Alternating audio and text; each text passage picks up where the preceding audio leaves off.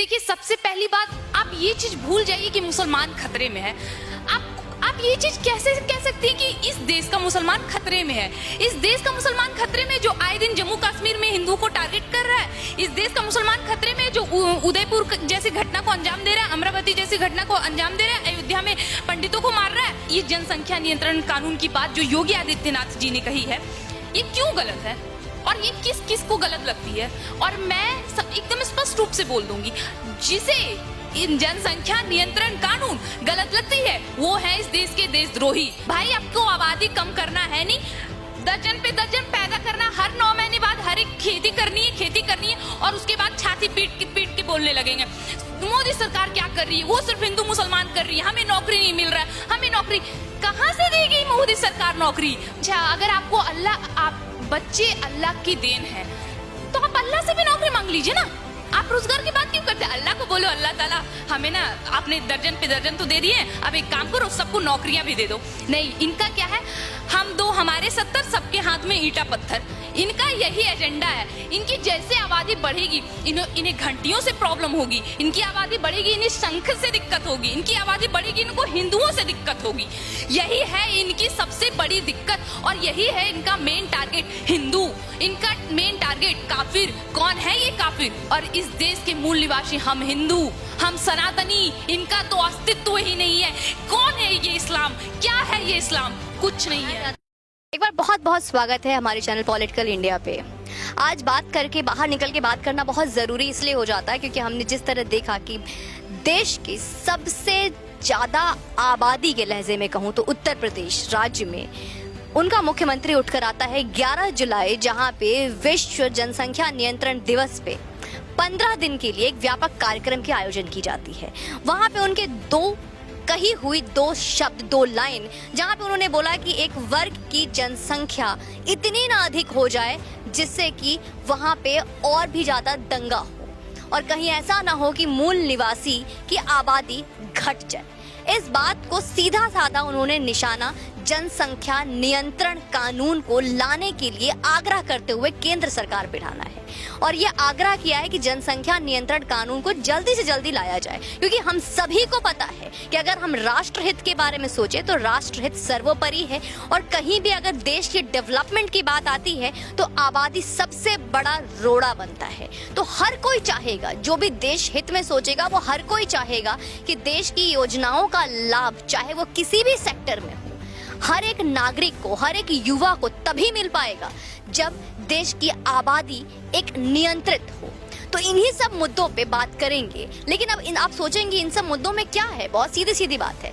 अगर देश में हर कुछ सीधा सीधा होता और सबको सीधा सीधा ही लगता तो इतना विवाद ही क्यों होता, इतनी खलबली ही क्यों मचती? एक बार फिर से लेफ्ट लिबरल्स को और इसके अलावा एक विशेष समुदाय जो हमेशा से, चाहे वो योगी आदित्यनाथ का कोई कानून हो, चाहे वो देश के प्रधानमंत्री नरेंद्र मोदी का लाया हुआ कोई संवाद या कानून हो, जब भी कुछ ऐसा आता है जो देश हित में होता है उससे उनके पेट में दर्द होना शुरू हो जाता है और हिंदू, मुस्लिम और धर्म की लड़ाई शुरू हो जाती है। इन्हीं सब मुद्दों पे बात करेंगे जो आज तक हमारे चैनल पे कभी नहीं आई और आज हम उनको अपने चैनल पर बुला रहे हैं, इन्वाइट कर रहे हैं अपने स्पेशल गेस्ट खुशबू पांडे जी को, जिनको कि हिंदू शेरनी के नाम से भी बोला जाता है। कई वीडियोस इनके वायरल हुए हैं क्योंकि जब ये बोलती है तो सिर्फ बोलती नहीं है, दहाड़ती है। जिनके जिनके भी पेट में दर्द हो रहा है जनसंख्या नियंत्रण की बात सुनकर, यकीन मानिए पेट खराब होने वाला है, दवाई ढूंढ लीजिए। आपका बहुत बहुत स्वागत है खुशबू हमारे चैनल पे।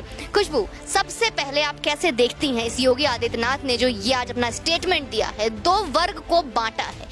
फिर से क्या ये ऐसा नहीं लगता कि पहले भी चुनाव के वक्त 80-20 की बात हुई थी तो इस बात को उठाया गया था कि 80 हिंदू है, 20 मुसलमान है, हमेशा धर्म की राजनीति करता है योगी आदित्यनाथ। एक बार फिर से मुसलमान खतरे में आ जाएंगे, इस तरीके की बात तो नहीं हो रही है?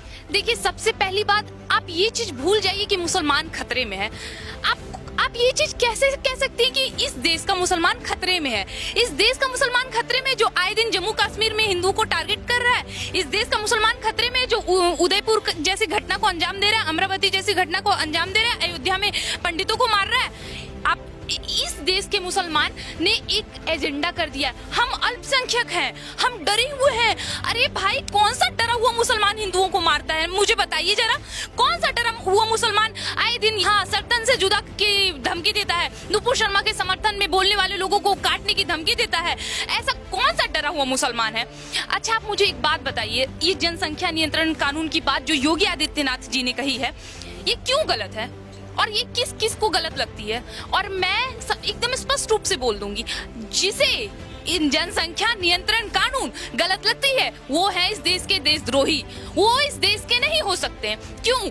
आपको जनसंख्या नियंत्रण करना है नहीं भाई, आपको आबादी कम करना है नहीं, दर्जन पे दर्जन पैदा करना, हर 9 महीने बाद हर एक खेती करनी है और उसके बाद छाती पीट के बोलने लगेंगे मोदी सरकार क्या कर रही है, वो सिर्फ हिंदू मुसलमान कर रही है, हमें नौकरी नहीं मिल रहा है, हमें नौकरी कहाँ से देगी मोदी सरकार नौकरी? वो क्या पालती है कि भाई आ जाओ, तुम जितने पैदा करना है करो, हम है ना, हम यहाँ बैठे हुए हैं, तुम्हें नौकरियां देंगे? ऐसा नहीं होगा। नियंत्रण, हर एक चीज पर नियंत्रण जरूरी है। क्यों कानून क्यों जब ये इनका कहना है कि जब बच्चे अल्लाह की देन है, और इतना है नहीं, रहमान साहब ने तो ये भी कह दिया है कि अल्लाह की देन है और इनका अल्लाह तय करके भेजता है, रोजी रोटी किसको कितना देना है वो भी इनका अल्लाह तय करके भेजता है जी। अच्छा, अगर आपको आप बच्चे अल्लाह की देन है तो आप अल्लाह से भी नौकरी मांग लीजिए ना। ये आप डिबेट क्यों करते हैं? बीच बीच में बोलते हैं कि हिंदू मुसलमान पे बीजेपी लड़ा रही है, रोजगार की तो कोई बात ही नहीं करता। आप रोजगार की बात क्यों करते हैं? अल्लाह को बोलो, अल्लाह ताला हमें ना आपने दर्जन पे दर्जन तो दे दिए, अब एक काम करो, सबको नौकरियां भी दे दो। नहीं, इनका क्या है, हम दो हमारे 70, सबके हाथ में ईंटा पत्थर, इनका यही एजेंडा है। इनकी जैसे आबादी बढ़ेगी इन्हें घंटियों से प्रॉब्लम होगी, इनकी आबादी बढ़ेगी इन्हें शंख से दिक्कत होगी, इनकी आबादी बढ़ेगी इनको हिंदुओं से दिक्कत होगी। यही है इनकी सबसे बड़ी दिक्कत और यही है इनका मेन टारगेट, हिंदू। इनका मेन टारगेट काफिर। कौन है ये काफिर और क्यों ये पड़े रहते हैं? हमने क्या बिगाड़ा है? हम जानते हैं अहिंसा परमो धर्म, धर्म हिंसा तथैव चौ। हमारा धर्म कहता है अहिंसा करो, लेकिन अगर तुम्हारे धर्म पे बात आए तो लड़ो। लेकिन इतिहास भी गवाह है, हमने कभी पहले पहल नहीं की है, हमने कभी पहले सामने वालों को नहीं मारा है। उस गद्दारी उन मुल्लों ने की है, उन मुसलमानों ने हमारे पीठ पीछे हमेशा खंजर भोंका है और अभी तक वही होते आ रहा है। और इस देश की सबसे बड़ी गलती जानते हैं क्या है? हिंदू। सबसे बड़ी गलती। आपको लग रहा होगा यार मुसलमान ऐसे कर रहे, मुसलमान क्यों कर रहे हैं? भाई तुम तो कहते हो 80% आबादी हम ये हैं वो हैं, तो कहाँ है हिंदू? तुम्हारे भाइयों को मारा जा रहा है, कभी उदयपुर में मारा जा रहा है, कभी अमरावती में मारा जा रहा है, अयोध्या में मारा जा रहा है। अरे कुछ वीडियोस तो तुमको मिल गए, कितनी लड़कियों के साथ लफ्ज याद हो रहा है, कहाँ मर गए हिंदू? और ये राजस्थान का गढ़ जहाँ जो राजाओं की भूमि थी, कहाँ चले गए आज सारे वंशज? कहाँ है राजस्थान के वीर? उठो, दहाड़ो, काटो। अब कहना पड़ेगा उठो और काटो, वरना तुम कट जाओगे, तुम खत्म हो जाओगे। और जनसंख्या नियंत्रण जल्द से जल्द होनी जरूरी है। अगर जनसंख्या नियंत्रण नहीं होगी तो इनकी जनसंख्या तो इतनी हो जाएगी और हम ना इतने हो जाएंगे, और इतने होते हमारे पास सिर्फ वही ऑप्शन बचेगा।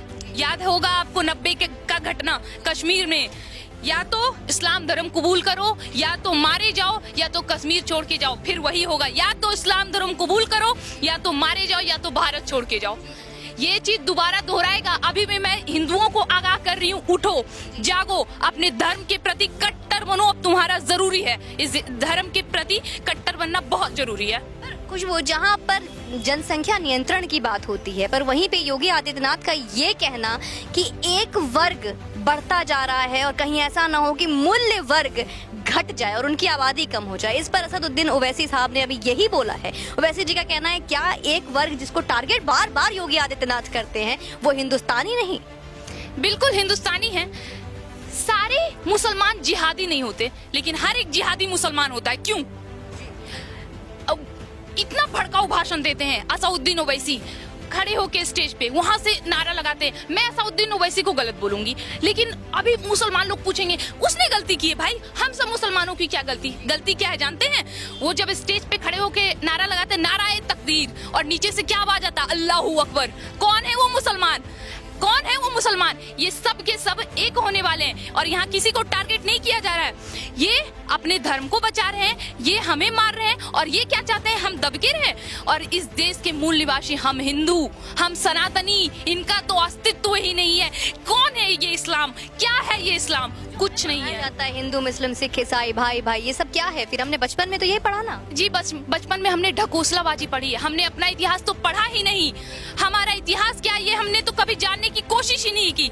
हमने तो वही पढ़ा जो एनसीईआरटी में बताया गया, हमने तो यही पढ़ा जो बताया गया कि देखो हमारे देश में अकबर महान, हमारे देश के औरंगजेब महान, वो अकबर महान जो महाराणा प्रताप की कमर तक नहीं आता था, वो अकबर महान हल्दी घाटी की युद्ध में हराएगा। किस मूल्य ने हमारे राजाओं को युद्ध में हराया? एक मूल्य का नाम बता दीजिए। हर किसी ने पीठ पीछे वार किया है, पीठ पीछे वार। वो उनको गद्दारी की उपाधि दी गई है और आज भी ये एजेंडा चालू है। हर वक्त तो वैसी का बयान रहता, हमें मुगलों से मत जोड़ो, मुगल से हमारा कोई वास्ता नहीं। अगर मुगल से आपका कोई वास्ता नहीं तो क्यों आपके भाईजान औरंगजेब की मजार पर चादर चढ़ाने जाते हैं? आखिर क्यों? आप कहते हैं आपका कोई वास्ता नहीं, तो फिर क्यों जब हिंदुओं को मारा जाता है, काटा जाता है, तो आप गौन हो जाते हैं, आप मौन हो जाते हैं? क्यों नहीं बोलते हैं कि मुसलमान भाइयों मत करो, वो तुम्हारे भाईजान हैं? आप भाईचारा की दुहाई देते हो, हम भाई मानते हैं, आप हमें चारा बना रहे हो। अब ये नहीं होगा, अब ये बर्दाश्त के बाहर है, अब नहीं बर्दाश्त होगा। तो यहीं पे कल हमने देखा कि अभी बीते ईद में जहाँ पे पूरी तरह से होटल की बुकिंग हो जाती थी, भीड़ लगती थी और भीड़ इतने लाखों की भीड़ उमड़ती थी, इस बार होटल्स की देखा गया कि 90% बुकिंग कैंसिल हो गई है। दूर दूर तक भीड़ नहीं दिखी। जहाँ पे सबसे ज्यादा अजमेर में अगर दरगाह पे चादर चढ़ाने वाले हिंदू ही थे। वो आज क्या फर्क आया है, कोई बदलाव आया है? जिस तरीके से उदयपुर का या अमरावती का, जो अयोध्या का जो घटना हुआ है, उसके बाद ये भीड़ का ना दिखना, ये क्या संकेत दिखता है? देखिए, आपने अजमेर दरगाह का नाम लिया है तो मैं आपको बताऊंगी एक बहुत बड़ी चीज, लेकिन पहले मैं आपको एक चीज बता दूं कि हाँ, बदलाव तो आया है थोड़ा बहुत ही। अभी इन लोगों को बहुत समय लगेगा। इनके माथे में जो कचरा भरा पड़ा है, पहले अंग्रेजों ने राज किया, मुसलमानों ने पहले तो राज किया, अपना सब कुछ थोपा, फिर अंग्रेजों ने राज किया। इनके जो माथे में कचड़े हैं ना, उसको निकलने में समय लगेगा। बस यही बोलूंगी कि ज्यादा समय ना लगे, क्योंकि क्या पता अगला बलात्कार करने वाला आप बलात्कार होने वाला आपका कोई घर का हिस्सा हो। उनको समय लगेगा निकलने में। हाँ, बदलाव तो बहुत हुआ। और रही बात अजमेर शरीफ दरगाह की, जहाँ पे सबसे बड़ा बलात्कार हुआ था, जहाँ पे एक हिंदू युवती के साथ करीब 100 बच्चों के साथ बलात्कार किया गया था। अजमेर दरगाह किसके नाम पे? अजमेर, चिश्ती, ये निजामुद्दीन, ख्वाजा, क्यों? ये हमारे देश में है ही क्यों? अरे ये हमारी जन्मभूमि, हमारे राम, हमारे कृष्ण, हमारे शिव, पार्वती, सीता राम की जन्मभूमि है। यहाँ इस्लामों का कुछ नहीं है। हमारा सनातनी धर्म, जिसका ना कोई आदि ना कोई अंत है, उनका यहाँ अस्तित्व आज खत्म हो रहा है।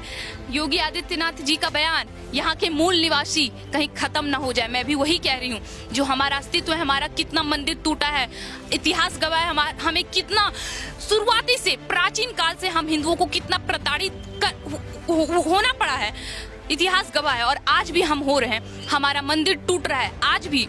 और आज जब बात उत्खनन पे आ रही है तो सबको लग रहा है, कुछ हिंदुओं को भी लग रहा है हिंदू मुसलमान हो रही है। अरे अभी भी समय है, हिंदुओं जागो, अब तो जागो, क्योंकि अगर अब नहीं जागे ना तो चूड़ियां पहनने की जरूरत पड़ जाएगी, क्योंकि दूसरे नंबर में हिजड़े तुम होगे। याद रखना एक बात, हिजड़े वो नहीं होते हैं ना जो रास्ते में आपको मिलते हैं साड़ियां पहनकर, चूड़ियां पहनकर और तालियां बजाते हुए। हिजड़े वो होते हैं जो हिंदू होने के बाद भी हिंदू का समर्थन नहीं करते। और हमारे देश में अभी भी वैसे हिंदू मौजूद है, और मैं यही बोलूंगी कि वैसे हिंदू हो ना हो बराबर है। और इस देश के जो मूल निवासी हैं वो कभी खत्म नहीं होने चाहिए। इसका मैं हाथ जोड़ के सरकार से आग्रह करूंगी कि जल्द से जल्द जनसंख्या नियंत्रण कानून लाएं। बहुत धन्यवाद खुशबू। तो आपने खुशबू जो, जिनका मैंने आपको इंट्रोडक्शन में बोला था कि शेरनी है, दहाड़ती है, आपने उनकी दहाड़ और गूंज भी सुनी। और वो एक खुला, एक साफ सुथरा, एक बहुत ही कहूँ तो मैं क्रिस्टल क्लियर शब्दों में उन्होंने अपना संदेश देश के नाम दे दिया है, हिंदुओं के नाम दे दिया है, सनातनियों के नाम दे दिया है कि जो सोए हुए या फिर जो सोए हुए नहीं भी हैं और सोने का नाटक करके जिंदा लाश बने हुए हैं, वो जाग जाओ, नहीं तो लेट हो जाएगा। उन्होंने दो हिजड़ों में अंतर भी बता दिया है। तो दोस्तों, बाकी चैनल पे यूं ही बने रहो और इस वीडियो को इतना शेयर करें कि ये रुकना नहीं चाहिए, ये आवाज़ आगे की तरफ फैलनी चाहिए। और तब तक, जब तक कि हमारे देश का सोया हुआ सरकार भी जाग जाए और देश में जिस तरीके से जनसंख्या बढ़ती जा रही है उसको रोकने के लिए, कानून लाने के लिए मजबूर हो जाए। तो मैंने तो अपना काम कर दिया है, खुशबू ने तो अपना काम कर दिया है, अब बारी आपकी। जय हिंद, वंदे मातरम।